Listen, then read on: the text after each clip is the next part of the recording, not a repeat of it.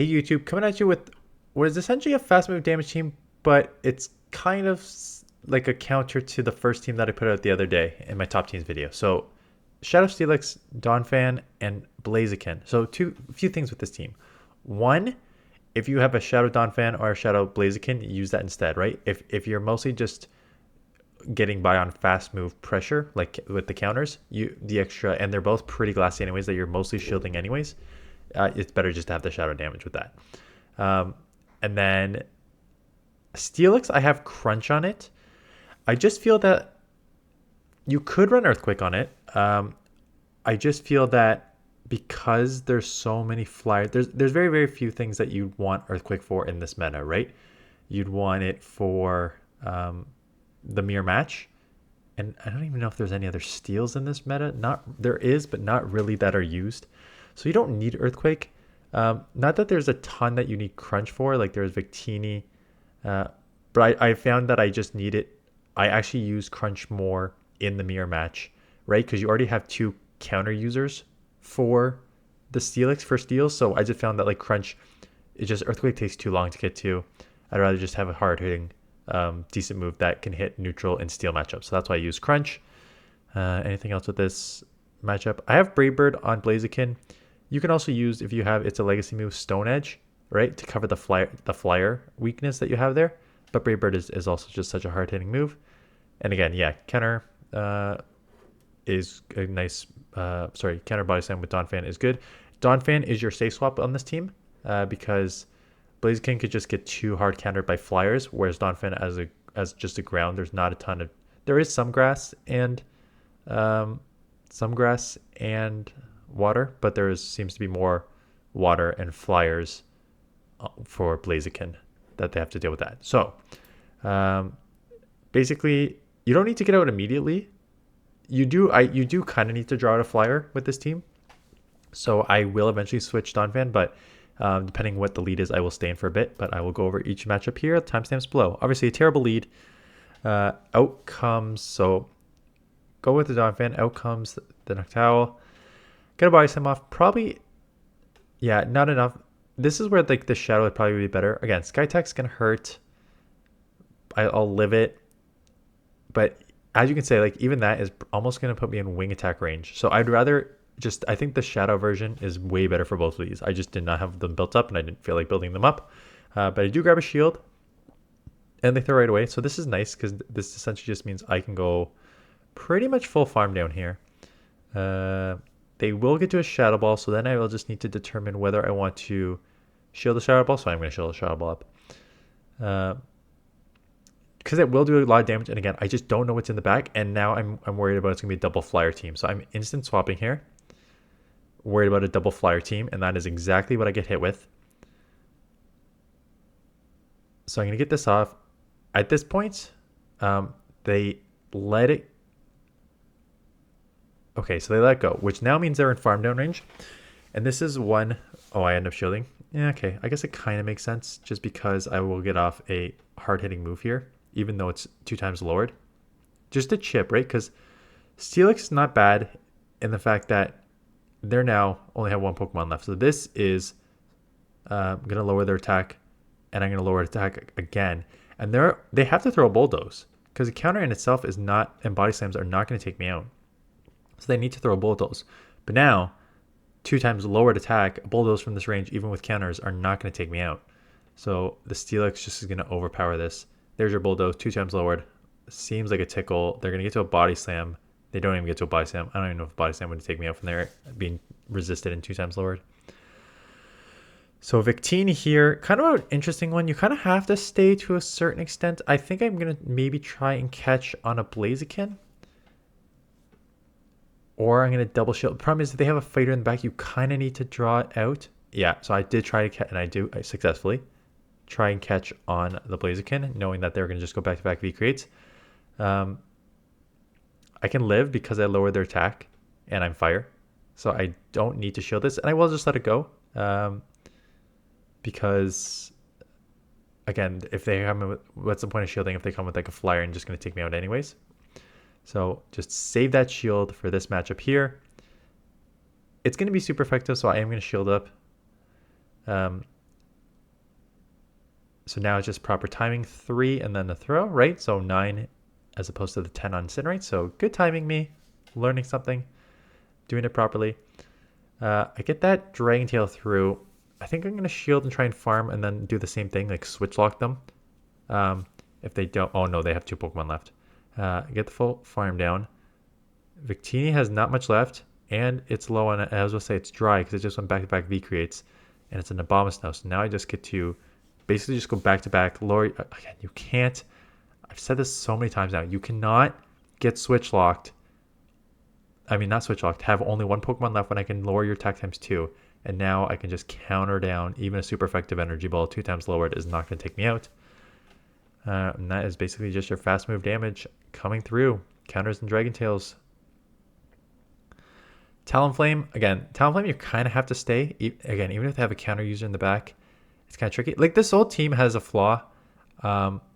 This whole team's weak to water. I'm kind of trouble against Talonflame as like a flyer fire. So it's not like a perfect team by any means.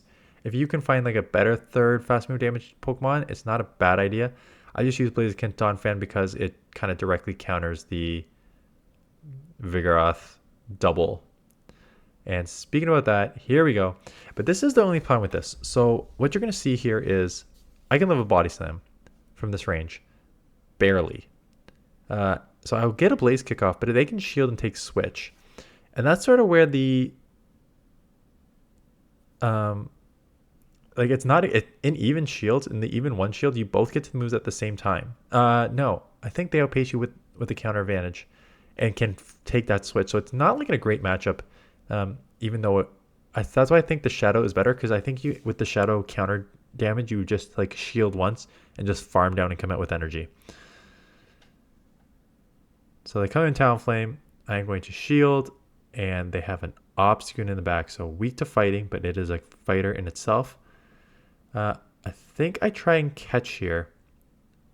Yeah, I do catch successfully, knowing that countering Obstagoon is probably my win condition here. They get a nice slash off. Very nice undercharge. Unfortunately for them, nice undercharge. They get the boost. The boost takes me out. I get to a move, take that out. Now is a race. Can I get to this Bulldog? Oh, just short. So played it well. They played well. Couldn't do much there. Pidgeot, obviously a great lead. They come Vigoroth.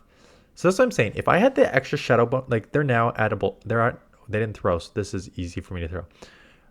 But if I had the Shadow bonus here, I could basically just shield up one Body Slam, counter all the way down, and come out with like a move and a half here. Now, because I have to double shield.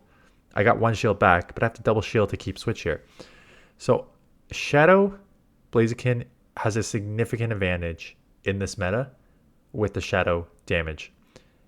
And if you want to run this team, you'll do way, way better with the Shadow than you will non-Shadow. Again, you can get by with non-Shadow, but this is one of those where it's like, it does matter. And speaking about a Pokemon that is going to cause this team problems, we have a Shadow Swampert. I'm going to see if I can catch here, or hoping that because I lowered their attack, maybe this doesn't take out. They go full Earthquake. I did lower their attack once, so maybe as a non-Shadow, this won't take me out. I'll just live, get to the Hydro, get to the Body Slam, take them out. And I can counter down the Pidgeot before they wing attack me down. So close one there. Flyer, again, this is kind of where you want to see it when you have double counter users at the back. This matchup is not bad. This actually is a very good matchup for Steelix, especially if you get one off here. I could live this. I am just going to shield because it's very, very, very risky to throw an Air Lace here. It just makes way more sense just to go there. I'm already a second one. So I don't know. They're non-Shadow. I don't think they can live it from this range. So they double shield. But at this point, I can let this go and still win in the one shield. So take that dig does like not even 50% because I lowered its attack times 2. Have a move on this. I throw. Let's see if this cost me. I shouldn't have thrown here. I should have immediately come Blaziken. But maybe not, because again, if it was a Shadow Blaziken, I should have come right away, but it's not. So maybe I do need to lower their attack there. Unfortunately for them, they're double weak to counter in the back. So I'm going to get one Blaze Kick off, grab a shield. They do take me out. Come in with Donphan. Go Body Slam, because I think my thought process at the time was, I think Earthquake. Do I lose this matchup because I think they Earthquake me here? And now they can counter down. But I think I get to a move, because I think my thought process at the time, yeah. My thought process, I do win. My thought process at the time of that was come out with a body. So let me just stop this right here, because there was a lot going on there. So get the Blaze Kick off. They shield. Get the Donphan on it. So let's see I'm at a lot of health. I think what I was worried about is them.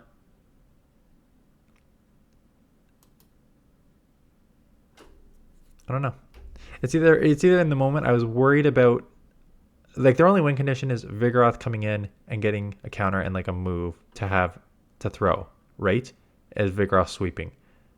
So maybe I was thinking, like, worst case scenario, they take me out here and then Steelix can come in with a bit of energy and get to the Dragon Claw, which is exactly what happened, right? Or the Breaking Swipe, which is exactly what happened. But I don't know. I feel like I could have just shielded the Earthquake and 1-2. So I don't know. Kind of a weird play on my end there. So Steelix against Swampert. Not great to see a Swampert. So how do you do this? If you want to see it anywhere, you want to see it here, where you can just Dragon Tail adds up, Breaking Swipe, will not grab shields, but do a decent amount of damage and lower its attack. So they're probably gonna have to get out. No, they can get that Hydra off. But at this point, I can probably live, but I think I'm going to double shield anyways. Yeah. I don't think there's a point of me taking the Hydro, because I feel like they're not going to have another Pokemon that's going to do as much as damage as that would have done to me, even lowered, right? To Steelix. So stay in, get one Dragon, Breaking Swipe. I keep calling it, like, I want to call it Dragon Claw. Breaking Swipe off, get a second one off, putting it really low. They smartly shield, and now, unfortunately, they have a grass in the back, which I have a fire. No, I have a counter user fire. So this Sludge Bomb is going to one-shot. I have a grass Pokemon. I have a half steel, half ground Pokemon. So again, the team is a bit flawed. If we're looking for maybe like, okay, this team clearly has some flaws for water and grass here. Is there another fast move damage Pokemon that I can put in instead? I mean, one of the obvious ones is just take out Donphan or Blaziken. I think Donphan is one you probably want to take, even though it's in my title or it's even my thumbnail. Because I saw the only reason it's in my thumbnail, spoiler alert, is because I saw Blaziken in multiple thumbnails already. So there's no point in putting it in a third if people are not going to click it. So let's try Donphan. But in terms of fast move damage Pokemon, you probably do want Blaziken, the shadow version at that, over Donphan. If you want another fast move damage Pokemon here that isn't just Vigoroth with counter or double kick, trying to see what your options are. There's Obstagoon with counter, but then again, you just leave yourself to a double, like Steelix is already weak to counter, and Obstagoon's double weak to counter in a meta that is very dominated by counter users. Spoiler alert, I have a strong anti-counter team coming tomorrow, which I did really well with, so that was fun. Yeah, so Shadow Blaziken is ranked 24, and then regular Blaziken is ranked 28th, where Donphan is probably ranked much, much, much lower. But this is why I kind of like Ember. Like, if we're actually talking about fast move damage Pokemon, outside of counter and Dragon Tail, in this meta, right now, Ember's actually looking pretty good. I know there's probably Razor Leafers in here somewhere. There's Incinerate Talonflame, but that's kind of a weird one because it's such a long-term move. It's more like a balance charging and damage.